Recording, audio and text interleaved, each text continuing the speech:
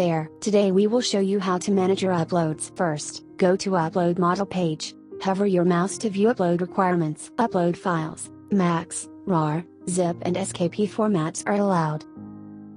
Fill in all required fields. You can rename and delete your models.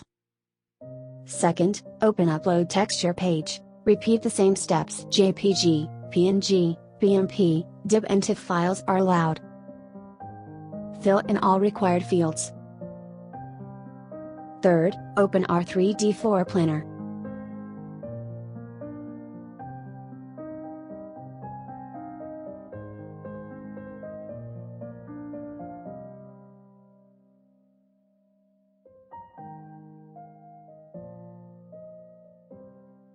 Find your newly uploaded models.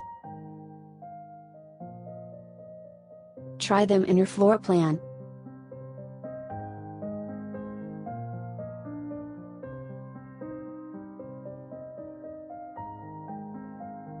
That's all for today. See you next time.